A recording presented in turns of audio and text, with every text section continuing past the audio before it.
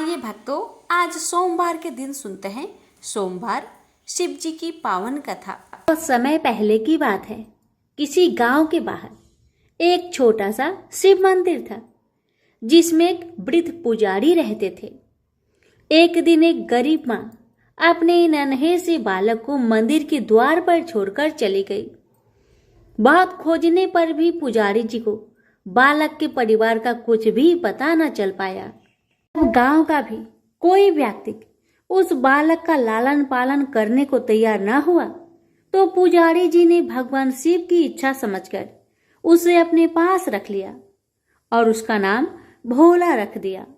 गांव के श्रद्धालु भक्तों से जो कुछ प्राप्त होता उसी से भगवान शिव का, पुजारी जी का और बालक भोला का किस तरह गुजारा चलता। यदि किसी दिन कम भी पड़ता तो पुजारी जी बालक और भगवान को भोग लगाकर स्वयं गंगा जल पीकर रह जाते। धीरे धीरे भोला बड़ा होने लगा और जब वह पुजारी जी के कामों में हाथ बटाने लगा, वृद्ध पुजारी जी के थके हारे हाथों को कुछ आराम मिलने लगा। इसलिए उन्होंने भोला को मंदिर की सफाई, भगवान शिव की पूजा, उनको भोग लगाने और उनकी आरती करने की विधि अच्छी प्रकार समझा दी। अब वे स्वयं भगवान शिव के नाम जप और संकीर्तन में समय व्यतीत करने लगे। एक दिन भगवान शिव के मंगलकारी नाम शिव शिव शिव शिव का जप करते हुए उनके प्राण छूट गए। अब बालक भोला का इस संसार में भगवान शिव के सिवा और कोई सहारा न रहा। उसने पुजारी जी की ये 3 बातें कभी नहीं भूली। भगवान भोलेनाथ, शिव शंकर को ताजी गर्म रसोई का ही भोग लगाना, भगवान को भोग लगाए बिना स्वयं कुछ भी नहीं खाना, भगवान शिव पर विश्वास रखकर कभी भी किसी भी वस्तु का संग्रहण ना करना, बासी भोजन का भी नहीं। यदि कोई भक्त पहले से बना भोजन या मिठाई मंदिर में दे जाता तो बालक भोला उसे गरीबों में बांट देता। वह ताजी रसोई बनाकर ही भगवान को भोग लगाता, उसके बाद ही स्वयं प्रसाद ग्रहण करता और यदि बचता तो उसे बांट देता। यदि रसोई बनाने को सामग्री ना होती तो भोले बाबा और भोला भगत दोनों गंगा जल पीकर ही रह जाते। एक बार बरसात का मौसम आया और 3-4 दिन तक मूसलाधार वर्षा होने से मंदिर में एक भी भक्तजन नहीं झांका। भोला अपने भोले बाबा को गंगा जल का ही भोग लगाता और उसे ही पीकर रह जाता। भोले बाबा बालक की भक्ति और सहन शक्ति की परीक्षा लेते रहे, किंतु आखिर में अपने भक्त बालक को भूख से तड़पते देख उनसे रहा न गया। वे सेठ के नौकर का रूप धरकर हाथ में भोजन सामग्री की पोटली लेकर वर्षा में भीगते हुए मंदिर के द्वार पर जा पहुंचे। उन्होंने आवाज लगाकर भोला को बुलाया और उसके हाथ में पोटली देते हुए बोले, सेठ जी ने यह सीधा कच्चा राशन भेजा है, इससे रसोई बनाओ, भोग लगाओ और स्वयं भी प्रसाद पाओ। मैं कल फिर आऊंगा। भोला भगत ने आशीर्वाद देकर उसे विदा किया और सूखी गीली लकड़ियों के धुएं में गर्म रसोई बनाकर भोले बाबा को भोग लगाया। पूरे बरसात के मौसम में भोले बाबा नौकर के भेष में भोला भगत को सीधा देने आते रहे और स्वयं भी गर्मा गर्म रसोई का भोग पाते रहे। एक दिन भोला भगत ने सोचा कि सेठ जी को सीधा भेजते हुए 4 महीने हो चले हैं, किंतु वे स्वयं कभी मंदिर में भोले बाबा का प्रसाद ग्रहण करने नहीं आए। अगले दिन जब भोले बाबा नौकर का भेष में सीधे की पोटली देने आए, भोला भगत उनसे बोला, आई तुम्हारे इतने धर्मात्मा सेठ जी कभी स्वयं मंदिर में प्रसाद लेने नहीं आए, इस कारण मेरा हृदय अत्यंत दुखी हो रहा है। अपने सेठ जी से कहना कि कल वे भी मंदिर में प्रसाद ग्रहण करने अवश्य पधारे। सुनकर नौकर बने भोले बाबा चौंक कर घबरा उठे और बोले, पुजारी जी, सेठ जी मेरे द्वारा आपको सीधा भेजते ही हैं। आप इससे भगवान को भोग लगा लेते हैं और स्वयं भी प्रसाद पाते हैं। फिर सेठ जी को बीच में बुलाने की क्या जरूरत है? जैसा चल रहा है वैसा ही चलने दीजिए। भोला बोला, ऐसे कैसे चलने दूं? आपके धर्मात्मा सेठ जी इतने दिनों से सीधा जो भेज रहे हैं, क्या मैं उन्हें भगवान का प्रसाद देने का अपना कर्तव्य भी पूरा ना करूं? मैं किसी का उद्धार खाने वाला नहीं हूं। आपने सेठ जी से कह देना कि यदि कल भोले बाबा का प्रसाद ग्रहण करने ना पधारे तो मैं उनका सीधा लेना बंद कर दूंगा। अकर बने भोले बाबा तो अपने भोले भगत की अकर देखकर कांप उठे और यह सोचकर मन ही मन हंसे कि वाह, आज तो लेने वाला ही देने वाले पर धौंस दिखा रहा है। लेकिन सरल हृदय भक्त के मनोभाव पर रीझ कर वे बोले, ठीक है पुजारी जी, कल सेठ जी मंदिर में प्रसाद ग्रहण करने जरूर पधारेंगे। दूसरे दिन बड़े सवेरे ही भोले बाबा नौकर का भेष में दूध और बहुत सारी भोजन सामग्री लेकर मंदिर में पहुंच गए। भोला चौंकते हुए बोला, भाई आज इतना सारा सीधा किस लिए ले आए? नौकर बने भोले बाबा बोले, पुजारी जी भूल गए क्या? आज आपने सेठ जी को प्रसाद के लिए बुलवाया है, इसलिए आप छप कर रसोई बनाए और भोले बाबा को भोग लगाइए। हाँ, ये तो बता दीजिए कि सेठ जी किस समय पधारे। भोला ने प्रसन्न होकर उन्हें सेठ जी के आने का समय बता दिया। अब भोला भगत की इच्छा पूर्ण करने के लिए भोले बाबा कैलाश पर सेठ का रूप धारण करने लगे। इधर अपने स्वामी को एक प्यारे भक्त के यहाँ जीवने जाने का समाचार सुनकर ममतामयी अन्नपूर्णा मां पार्वती भी भला कैसे पीछे रहते। वे भी पति की आज्ञा लेकर सेठानी का रूप धारण करने में जुट गई। भोले बाबा ने अपने गले से मुंडों की माला उतार दी, शरीर पर लगी भस्म, कमर पर पहना हुआ बाघंबर और बाहों और कानों में पहने सर्पों के हार भी उतार कर रख दिए। उन्होंने एक मखमल का सुंदर कुर्ता धारण कर लिया, अपनी जटाएं सीधी कर गंगा और चंद्रमा को उनमें छिपा लिया और ऊपर से एक सुंदर रंग बिरंगी पगड़ी पहन ली। देव नंगे पैर विचरण करने वाले शिव जी ने आज अपने दोनों पैरों में रेशमी जूतियां धारण कर ली। हाथ का त्रिशूल और डमरू भोले बाबा ने नंदी के हाथ में थमा दिया और अपने हाथ में एक सुंदर छड़ी लेकर पार्वती जी के तैयार होने की प्रतीक्षा करते हुए कैलाश पर चहलकदमी करने लगे। इधर पार्वती जी घंटों से मेकअप करने में जुटी हुई थी। उन्होंने आज अपने पति देव के नगर में बनी सुंदर बनारसी साड़ी निकालकर पहनी, जिसका रंग सेठ से बने शिव जी के कुर्ते से मैच कर रहा था। उन्होंने सोने चांदी हीरे के जगमगाते हुए आभूषण धारण कर लिए, पैरों में सुंदर सैंडल पहन ली, बगल में सुंदर सा पर्स दबा लिया और भोले बाबा के बार बार आवाज लगाने के बाद श्रृंगार कक्ष से बाहर निकल कर आई। जब पार्वती जी और शिव जी ने एक दूसरे को सेठ सेठानी के भेष में देखा तो वे चकित होकर एक दूसरे को निहारते ही रह गए। दोनों एक दूसरे को देख देख कर निहाल हुए जा रहे थे। इससे पहले उन्होंने कभी एक दूसरे का ऐसा सुंदर रूप देखा ही नहीं था।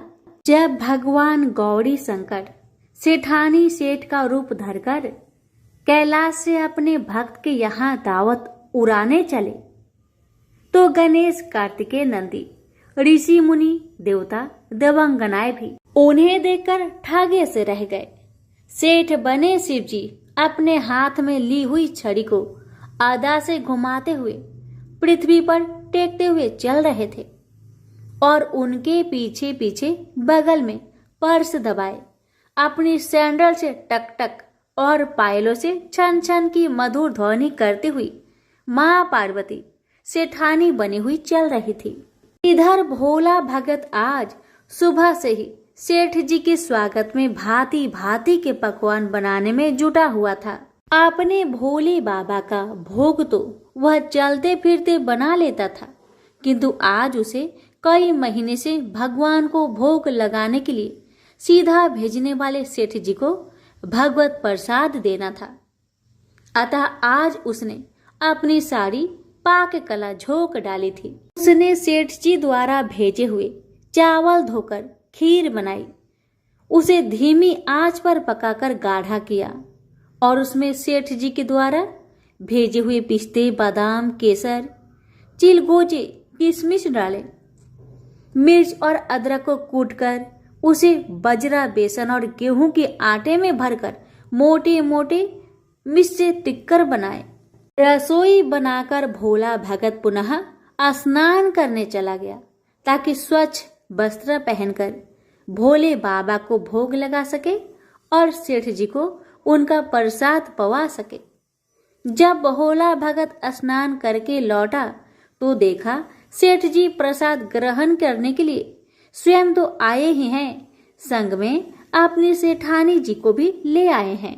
भोला ने झट दोनों से राम राम की, उन्हें आसन देकर बैठाया और बोला, मैं अभी भगवान को भोग लगाकर आता हूँ, फिर आपको प्रसाद परोसूंगा। भावना के भूखे भोले बाबा से भूख सहन नहीं हो पा रही थी, इसलिए वे बोले, पुजारी जी भगवान को जल्दी से भोग लगाइए, मुझसे भूख सहन नहीं होती। भोला भगत बोला, सेठ जी भूख तो मुझे भी बड़ी जोर से लग रही है, किंतु मैं अपनी भूख के कारण भगवान को भोग लगाना नहीं भूलता। यदि दुनिया के सारे लोग इसी तरह अपनी भूख के लिए भगवान को भोग लगाना भूल जाए तो भगवान तो भूखे मर जाएंगे। सेठ जी बने भोले बाबा एक पत्तल उठाते हुए बोले, पुजारी जी आप भोग लगाइए, इधर मैं पत्तल परोस लेता हूँ, मुझसे भूख सहन नहीं हो पा रही है। भोला भगत सेठ जी बने भोले बाबा को डांटते हुए बोला, सेठ जी भगवान के काम में ना तो जल्दीबाजी चलती है और न कंजूसी। मैं जब तक भगवान को भोग नहीं लगा लेता आप रसोई के पास भी नहीं फटक सकते। चुपचाप इधर बैठ जाइए और ओम नमः शिवाय जपते रहिए। मैं अभी आता हूँ और आपको पेट भर भोजन कराता हूँ। सेठ बने शिवजी डांट खाकर चुपचाप अपने आसन पर जा बैठे। सेठानी पार्वती उनकी यह दशा देख बड़ी मुश्किल से अपनी हंसी रोक पाई, लेकिन जैसे ही भोला भगत पत्तल में सामग्री लेकर भगवान को भोग लगाने मंदिर में गया, शिवजी पार्वती जी को मौन रहने का संकेत करते हुए चुपके चुपके पैर रखते हुए रसोई में पहुंच गए और उन्होंने एक एक व्यंजन उठाकर चखना शुरू कर दिया। भोले बाबा को प्रसाद को चखते ही भौंकचक्के रह गए। खीर में चीनी की जगह नमक भरा हुआ था और सब्जियों में चीनी भरी हुई थी। जैसे ही भोले बाबा ने रोटी का एक ग्रास तोड़कर मुंह में दिया तो सी सी करने लगे, क्योंकि रोटी में मिर्च ही मिर्च भरी थी। वो सी सी करते हुए उल्टे पैर भाग आए और अपने आसन पर जा बैठे। माँ पार्वती अपने स्वामी की यह हालत देखकर खिलखिलाकर हंस पड़ी। इससे पहले कि भोले बाबा पार्वती जी के सामने कुछ सफाई दे पाते, भोला भगत ओम नमः शिवाय मंत्र का जप करते हुए आ पहुंचा।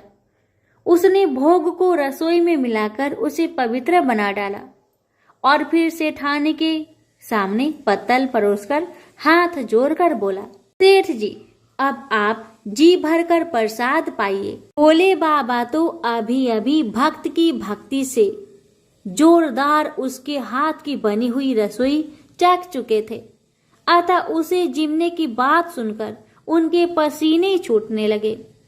कभी वे भोला का तो कभी पार्वती का मुख देखने लगते। भोला को सेठ जी की ढील बर्दाश्त नहीं हुई और बोला, सेठ जी अब क्या हो गया आपको? अभी अभी तो इतनी उतावली मचा रहे थे, अब क्यों नहीं जिमते?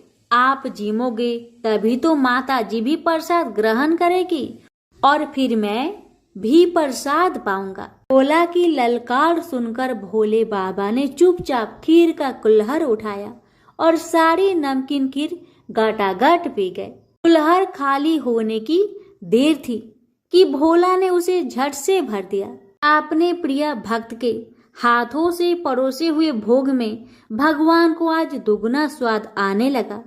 भोला परोसता गया और भोले बाबा पीते गए। जगत माता पार्वती, भक्त और भगवान दोनों के प्रेम को देख देखकर मंत्रमुग्ध हो रही थी। जब सारी रसोई समाप्त हो गई तो भगवान ने एक जोर से डकार ली। भोला को होश आया और बोला, वाह सेठ जी वाह, मैं ही बावला था जो इतनी थोड़ी सी रसोई बनाई। मुझे पता होता कि आपको प्रसाद ग्रहण करने का इतना शौक है तो और भी ज्यादा रसोई बनाता। भोले बाबा अपने पेट पर हाथ फेरते हुए सेठानी बनी पार्वती की ओर मुस्कुराकर देखते हुए बोले, पुजारी जी मैं इतना रोज कहाँ खाता हूँ, किंतु आज प्रसाद इतना स्वादिष्ट बना था कि अपने पर बस नहीं कर रहा और खाता ही चला गया। किंतु तभी भोला भक्त रुआसा होकर बोला, सेठ जी वह तो आपने ठीक किया, लेकिन माता जी तो भूखी ही रह गई। ममतामयी पार्वती माँ से भोला का रुआसा मुख देखा नहीं गया। उन्होंने बची हुई खीर की 4 बूंदें अपने कंठ में टपका ली। भोले बाबा द्वारा भोग लगाने से प्रसाद में अद्भुत अलौकिक स्वाद भर गया था। ऐसी सुगंधित और मीठी खीर चखकर जगत जननी आकंठ तृप्त हो गई और उनके तृप्त होते ही सृष्टि का प्रत्येक प्राणी तृप्त हो गया। भोला भगत बोला, सेठ जी आपने और माताजी ने प्रसाद ग्रहण कर लिया, इससे मुझे अत्यंत संतोष हुआ है। समझ लीजिए कि आप दोनों द्वारा प्रसाद ग्रहण करने से मेरा भी पेट भर गया। मेरी तो वैसे भी महीने में 4 एकादशी हो जाती है, किंतु मैं भी एक दाना ले ही लेता हूँ, जिससे कि भोले बाबा के प्रसाद का अनादर ना हो। यह कहकर जैसे ही भोला ने खीर के पात्र में लगा चावल का एक दाना उठाकर अपने कंठ में डाला, उसकी जन्म जन्मांतर की भूख प्यास मिट गई और समस्त वासनाओं और इच्छाओं की तृप्ति हो गई। उसके ज्ञान के नेत्र खुल गए और उसने देखा कि उसके सम्मुख त्रिलोकीनाथ भगवान शंकर और जगत जननी माँ पार्वती आशीर्वाद की मुद्रा में मुस्कुराते हुए खड़े हैं। भोला दौड़कर उनके चरणों में लौटता गया और उन्हीं में समा गया। प्रेम से बोलिए हर हर महादेव, माता पार्वती की जय। आप सभी भक्तों पर भोलेनाथ माँ पार्वती की कृपा सदा सर्वदा बनी रहे। प्राचीन काल में रत्नभद्र नाम से प्रसिद्ध एक धर्मात्मा यक्ष गंधमादन पर्वत पर रहता था। उनके पूर्णभद्र नामक एक पुत्र उत्पन्न हुआ। अंत में अनेक भोगों को भोगकर उस रत्नभद्र ने शिव ध्यान परायण हो परम शांत शिवलोक को प्राप्त किया। पिता के शिवलोक चले जाने पर पूर्णभद्र ने संतानहीन होने से अपनी भार्या कनक कुंडला नाम की यक्षिणी से कहा, प्रिय मुझे पुत्र के बिना यह राज्य और महल आदि अब शून्य मालूम होता है। कनक कुंडला बोली, प्राणनाथ आप ज्ञानवान होकर भी पुत्र के लिए खेद क्यों करते हैं? यदि यही इच्छा है तो पुत्र मिलने का उपाय कीजिए। इस जगत में उद्यमी लोगों को क्या दुर्लभ है। जो प्राणी परवंध के भरोसे रहते हैं वह नितांत का पुरुष है, क्योंकि अपना किया हुआ कर्म ही पारवंद है और कुछ नहीं। इस कारण प्रतिकूल प्रावंद को शांत करने के लिए समस्त कारणों के भी कारण रूप भगवान शिव की शरण में जाना चाहिए। यदि आप सर्वश्रेष्ठ पुत्र है तो भगवान शिव की शरण ग्रहण कीजिए। अपनी पत्नी की बात सुनकर यशराज ने गीत वाद्य से भगवान शिव का पूजन कर पुत्र की अभिलाषा पूर्ण की। उसका नाम हरिकेश पड़ा। पुत्र उत्पन्न होने की प्रसन्नता से उसने अनेक दान पुण्य किए। जब हरिकेश 8 वर्ष का हुआ तभी से वह खेल धूली बालू का शिवलिंग बनाकर त्रिनादि ध्रुवा से उनका पूजन करता और अपने साथियों को शिव नाम से ही पुकारता था। वह रात दिन हे चंद्रशेखर, हे भूतेश, हे मृत्युंजय, हे नीलकंठ आदि पवित्र नामों का उच्चारण करता और मित्रों को प्रेम करता हुआ बार बार इन्हीं नामों से पुकारता रहता था। उसके कान नाम के अतिरिक्त अन्य किसी को ग्रहण नहीं करते थे। वह शिव मंदिर को छोड़कर किसी अन्य जगह नहीं जाता।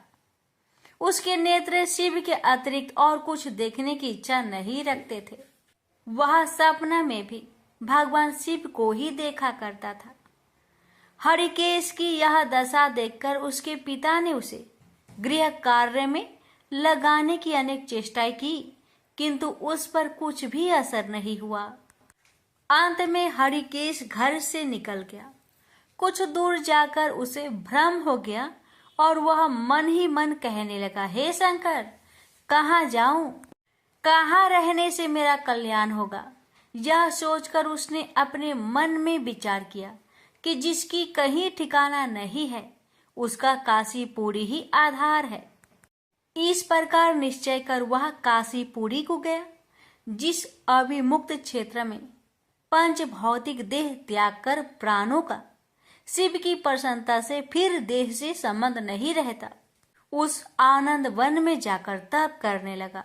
कुछ समय बाद भगवान शिव ने पार्वती को अपना बिहार वन दिखाया। वह अनेक सुगंध युक्त पल्लवों से शोभित था। शिव बोले, हे देवी, जैसे तुम मुझको बहुत प्रिय हो, वैसे ही यह आनंद वन भी मुझे परम प्रिय है। मेरे अनुग्रह से इस आनंद वन में मैं मरे हुए को जन्म मरण का बंधन नहीं होता, अर्थात वह फिर संसार में जन्म नहीं लेता। पुण्य आत्मा के कर्म बीज विश्वनाथ की प्रज्वलित अग्नि में जल जाते हैं, उसी से फिर वे गर्भाशय में नहीं आते। काशीवासी लोगों के देहांत समय में मैं ही तारक ब्रह्म ज्ञान का उपदेश देता हूँ, जिससे वे उसी क्षण मुक्त हो जाते हैं। कलयुग में विश्वनाथ देव का दर्शन पूजन, काशीपुरी, भागीरथी गंगा आदि का सेवन तथा सतपात्र को दान विशेष फलदायक होता है। हे देवी, काशीवासी सदा मुझ में ही बसते हैं, इससे मैं उनको अंत में संसार सागर से पार कर देता हूँ। यह मेरी प्रतिज्ञा है। इस तरह वार्तालाप करते करते भगवान शिव उस स्थान पर गए जहाँ हरिकेश समाधि लगाए बैठा था। उसको देखकर पार्वती ने कहा, भगवान, यह आपका तपस्वी भक्त है। इस समाधिष्ठ भक्त को वर देकर इसका मनोरथ पूर्ण कीजिए। इसका चित्त केवल आप में ही है और इसका जीवन भी आपके ही अधीन है। पार्वती की बात सुनकर भगवान शिव उसके पास गए और उन्होंने समाधि में स्थित उस हरिकेश को हाथ से स्पर्श किया। दया सिंधु का स्पर्श पाकर उस यक्ष ने आंखें खोलकर अपने सम्मुख प्रत्यक्ष अपने अभीष्ट को देखा। गदगद स्वर में यक्ष ने कहा कि हे शंभो, हे पार्वती पते, हे शंकर, आपकी जय हो। आपके कर कमलों का स्पर्श पाकर मेरा यह शरीर अमृत रूप हो गया। इस प्रकार प्रिया वचन सुनकर भगवान शिव बोले, हे यक्ष, तुम इसी क्षण मेरे वर से मेरे क्षेत्र के दंडनायक हो जाओ। आज से तुम दुष्टों के दंडदायक और पुण्यवानों के सहायक बनो और डंडा पानी नाम से विख्यात होकर सब उद्भट गणों का नियंत्रण करो। मनुष्यों में सत्य अर्थ नाम वाले संभ्रम और उद्भ्रम ये दोनों गण सदा तुम्हारे साथ रहेंगे। तुम काशीवासी जनों के अन्नदाता, प्राणदाता, ज्ञानदाता हो और मेरे मुख से निकले तारक मंत्र के उपदेश से मोक्षदाता होकर नियमित रूप से काशी में निवास करो। भगवान शिव की कृपा से वही हरिकेश यक्ष काशी में दंड पानी के रूप में स्थित हो गया और भक्तों के कल्याण में लग गया। प्रेम से बोलिए हर हर महादेव। एक बार भगवान नारायण बैकुंठ लोक में सोए हुए थे। उन्होंने सपने में देखा कि करोड़ों चंद्रमाओं की कांति वाले त्रिशूल डमरूधारी स्वर्ण भरण भूषित सूर्येंद्र वंदित सिद्धि सेवित त्रिलोचन भगवान शिव प्रेम और आनंदातिरिक्त से उन्मत्त होकर उनके सामने नृत्य कर रहे हैं। उन्हें देखकर भगवान विष्णु हर्ष से गदगद हो उठे और अचानक उठकर बैठ गए। कुछ देर तक ध्यानस्थ बैठे रहे। उन्हें इस प्रकार बैठे देखकर श्री लक्ष्मी जी पूछने लगी, भगवान आपके इस प्रकार अचानक निद्रा से उठकर बैठने का क्या कारण है? भगवान ने कुछ देर तक उनके इस प्रश्न का कोई उत्तर नहीं दिया और आनंद में निमग्न चुपचाप बैठे रहे। कुछ देर बाद हर्षित होते हुए बोले, देवी मैंने अभी सपने में भगवान श्री महेश्वर का दर्शन किया है। उनकी छवि ऐसी अपूर्व आनंदमयी एवं मनोहर थी कि देखते ही बनती थी। मालूम होता है कि शंकर ने मुझे स्मरण किया है। अहो भाग्य, चलो कैलाश में चलकर हम लोग महादेव के दर्शन करें। ऐसा विचार कर दोनों कैलाश की ओर चल दिए। भगवान शिव के दर्शन के लिए कैलाश मार्ग पर आधी दूर गए होंगे कि देखते हैं भगवान शंकर स्वयं गिरिजा के साथ उनकी ओर चले आ रहे हैं। अब भगवान के आनंद का तो ठिकाना ही नहीं रहा। मानो घर बैठे निधि मिल गई। पास आते ही दोनों परस्पर बड़े प्रेम से मिले। ऐसा लगा मानो प्रेम और आनंद का समुद्र उमड़ पड़ा। एक दूसरे को देखकर दोनों ने नेत्रों से आनंद आंसू बहने लगे और शरीर पुलकायमान हो गया। दोनों ही एक दूसरे से लिपटे हुए कुछ देर मुखबख्त खड़े रहे। प्रश्नोत्तर होने पर मालूम हुआ कि शंकर जी को भी रात्रि में इसी प्रकार का सपना हुआ कि मानो विष्णु भगवान को वे उसी रूप में देख रहे हैं जिस रूप में अब उनके सामने खड़े थे। दोनों के सपने का वृत्तांत से अवगत होने के बाद दोनों एक दूसरे को अपने निवास ले जाने का आग्रह करने लगे। नारायण ने कहा कि बैकुंठ चलो और भोलेनाथ कहने लगे कि कैलाश की ओर प्रस्थान किया जाए। दोनों के आग्रह में इतना अलौकिक प्रेम था कि यह निर्णय करना कठिन हो गया कि कहाँ चला जाए। इतने में ही क्या देखते हैं कि बिना बजाते हरिगुण गाते नारद जी कहीं से आ निकले। बस फिर क्या था, लगे दोनों उनसे निर्णय कराने कि कहाँ चला जाए।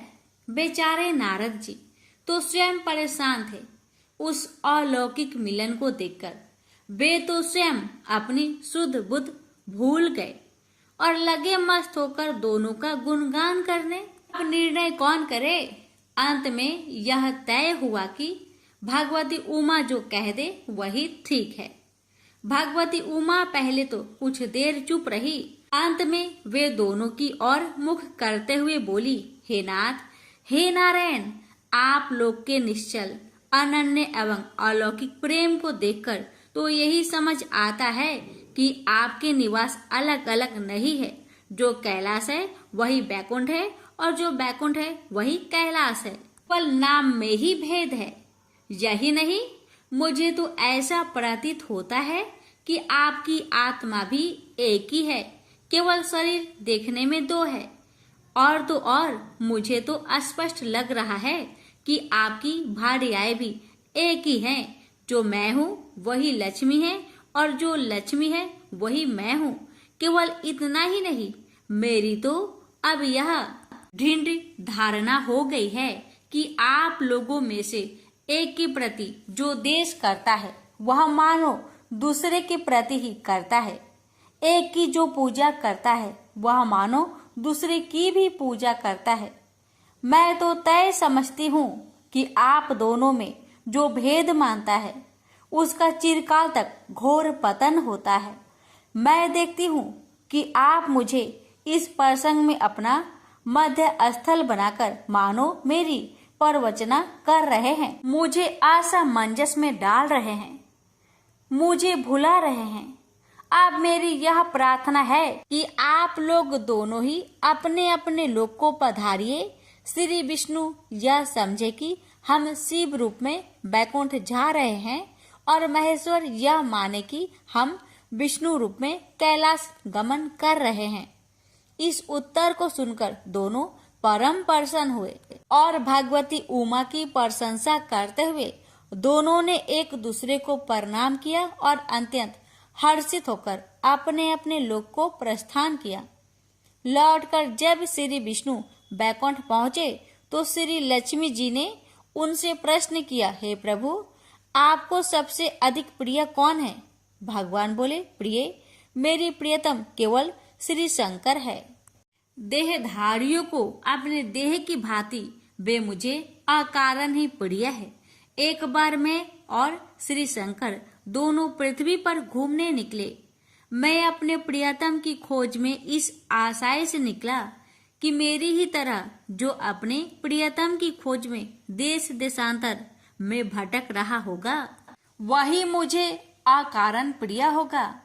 थोड़ी देर के बाद मेरी श्री शंकर जी से भेंट हो गई। वास्तव में मैं ही जनार्दन हूँ और मैं ही महादेव हूँ।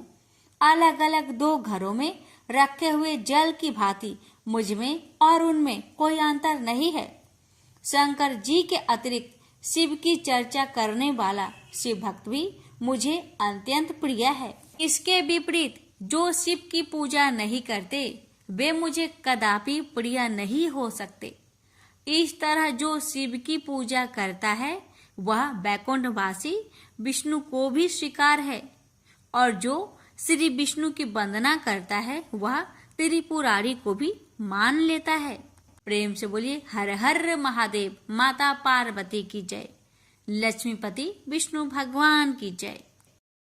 एक बार भगवान शिव को प्रसन्न करने के लिए मृगकंडू मुनि ने कठोर तपस्या की। उनकी तपस्या से प्रसन्न होकर भगवान शिव ने उन्हें दर्शन दिए। मृगकंडू ने उनसे विनती की, हे प्रभु, मुझे पुत्र प्रदान करे। शिव ने पूछा, कैसा पुत्र चाहिए भक्त? ऐसा कि जिसकी आयु तो लंबी हो किंतु गुण कोई न हो, अथवा जो बुद्धिमान हो, गुणी हो, किंतु जिसकी आयु मात्र 16 वर्ष की हो।